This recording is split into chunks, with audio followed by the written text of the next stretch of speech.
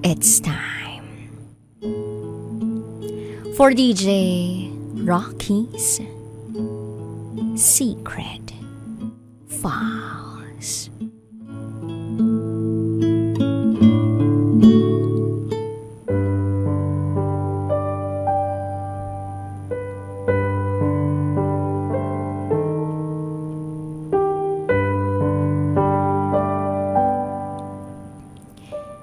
Hindi naman kita pwedeng hiramin palagi sa asawa mo.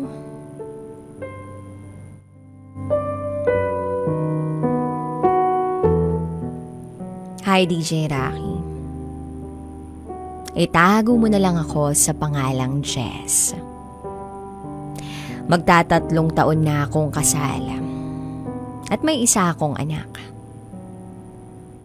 This is my secret file.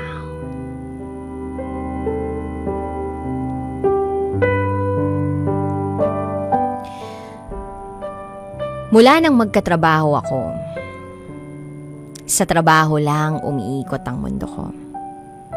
Siyempre kasama na rin ang anak ko. Okay naman ang lahat.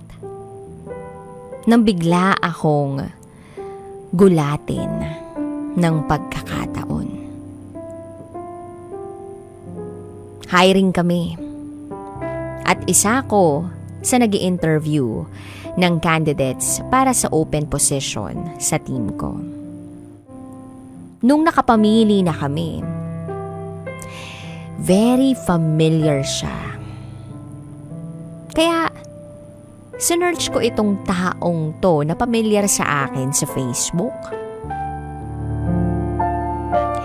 Nagkataon, mutual friend namin ang ex ko. Ang hinala ko, baka kamag-anak niya. Kaya, out of the blue, minessage ko ang ex ko. At confirmed nga na pinsan niya pala ang new hire namin. At dito na nagsimula ang magulong kwento ko. Itago natin sa pangalang Josh, ang ex ko. Naging boyfriend ko siya sa probinsya nung high school ako. Pero sobrang tutol ng parents ko sa aming dalawa dahil nag-aaral pa kami pareho. Tuwing bakasyon, uuwi ako para sa kanya. Text at tawag lang ang mode of communication namin. Di kami nabigyan ng chance na lumabas o mag-date. On and off kami hanggang college. Magbe-break kami pag uuwi na ako ng Manila.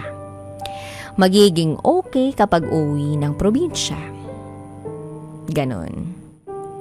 Matagal kaming hindi nagkausap hanggang sa random chat ko para itanong kung kilala niya ba yung aplikante namin.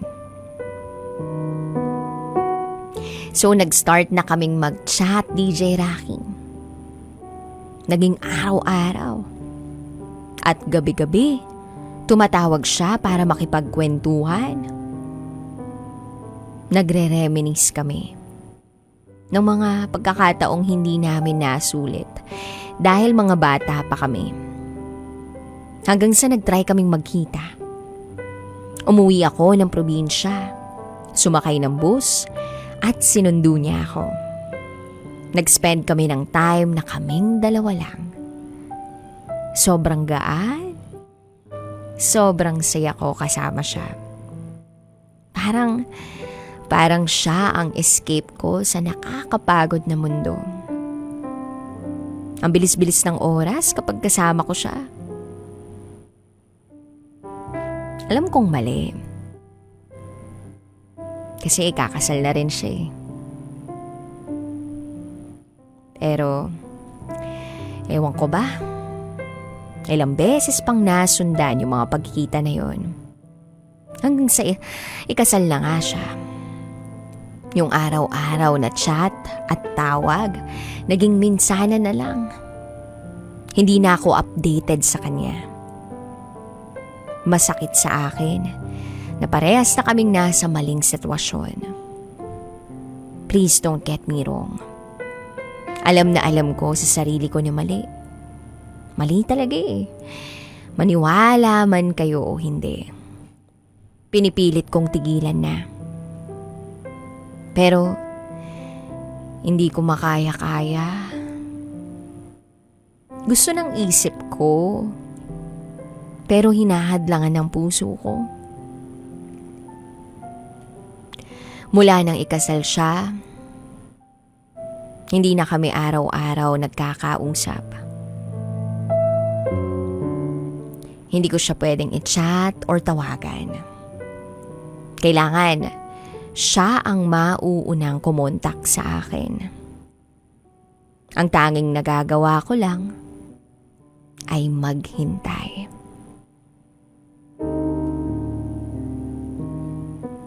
Kinukumbinsi ko yung sarili ko na tumigil na. Dahil simula pa lang, alam kong hindi kami pwede. Lahat ng to temporary lang.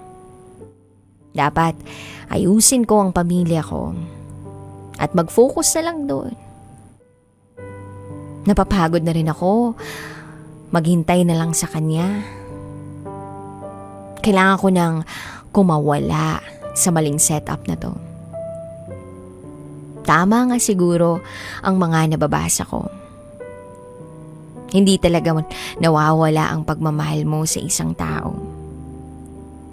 Natututo ka lang mabuhay na wala sila.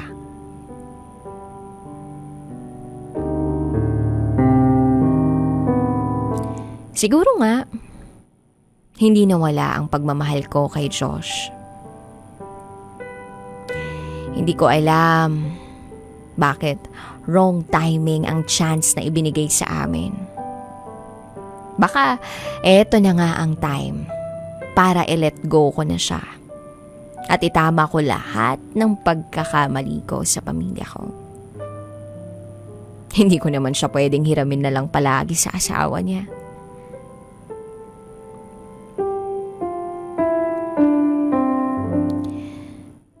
I already saw it coming. Mag-e-end din lahat ng ito. Minsan talaga, mapaglaro ang pagkakataon.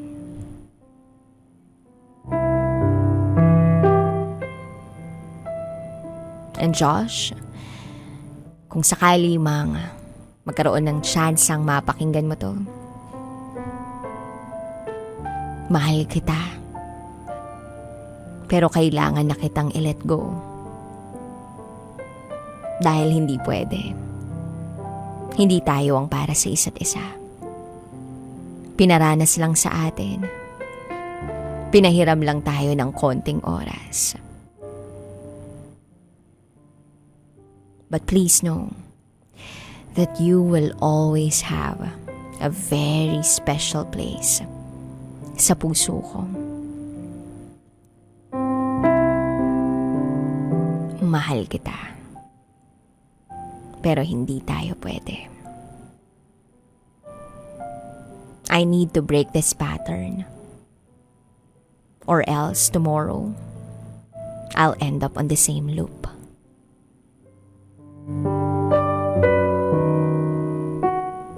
Hanggang dito na lang po. Muli, ako si Jess. At ito, ang aking secret file.